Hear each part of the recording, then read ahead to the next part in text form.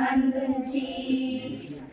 చిన్నవారన మంచు చేరంగదీసి